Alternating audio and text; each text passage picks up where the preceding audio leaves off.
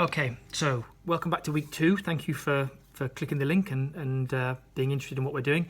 So year 11, one of two things this week. Some groups wrote a CV. Not a great deal we can say about that. They sat there, they followed their template, they started to put together a CV.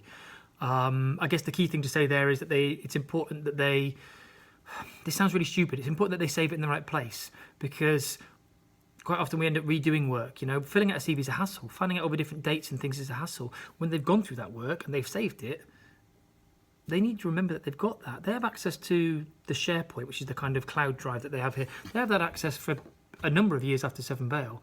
So now they've made this, they can go back to it, they can edit it, they can reuse it. It's not a piece of work for a lesson. It's a piece of work they can now use for life. They can be applying for jobs in the summer with this CV, and they can be updating it as they go. So knowing they've got it is, I guess, useful, because then when they come to do these applications, maybe in the summer, you're able to say to them, well, don't forget you've got that CV. Others might have looked at pathways. And what I mean by that is paths beyond Seven Vale, post-16 options. A lot of them are applying by now. Most sixth forms and so on want your applications in by Christmas.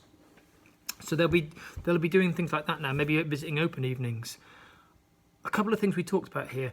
One is understanding how levels work, because they'll look in a prospectus and it'll say a level 1 qualification in this or a level 2 in this.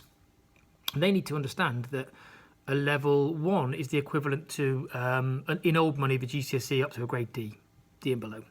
And then the level 2 is then the C and above, or the 4 or 5 and above.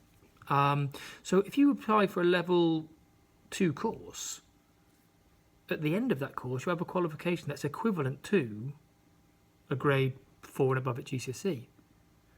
Well, if you're already going to get lots of 4s and above at GCSE, at the end of 2 years you'll have something that's only worth what you already had when you started in some ways. Now, that's not strictly true, because for a lot of careers, they'll say, a lot of business courses, they'll say, look, we need to get the foundations first. Come on in, follow this particular course at a level 1 or a level 2, and you'll progress through. So we need to go back before we can progress. And for some bespoke careers, that makes sense. But they need to understand what those things mean and the kind of level it's pitched at.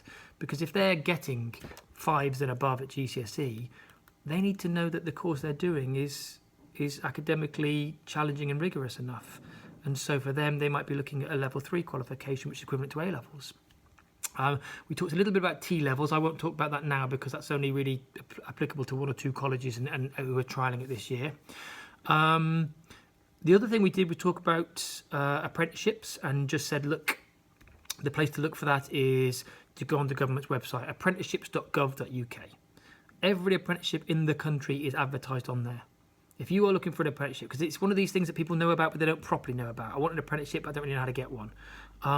Apprenticeships.gov.uk, that's the website. Go on there, loads of information, live adverts for jobs that are available.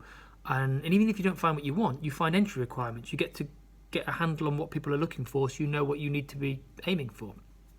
The other word I would have when it comes to apprenticeships is the importance of a backup. Quite often you have someone say, well, my dad's mate's going to sort me out. And then the summer comes and then dad's mate doesn't sort you out and you didn't apply anywhere else. So backups are really important. And the final thing I would say is when you're going around open evenings, and this is key, if you're doing this with your young people, if you're going to an open evening, remind them that they are interviewing the school. It's not the other way around. If I'm going to go and tour around a particular school and I'm looking to look at their geography department, ask them, what grades did they get at A level? How many of those students went on to university? Ask them how good they are at what they do, because if it's a course that looks nice and it's got a shiny building, but their grades are poor, I don't want to go there. You want to be going somewhere where they're good at what they do and they get good results. And our young people think they're trying to get in, and they forget, actually, yes, you are trying to get in, but they get paid for bums on seats and they want you on their seat. So when you go in, challenge them, quiz them, ask them those questions. Hopefully that was of use, and I will drop some more information your way next week.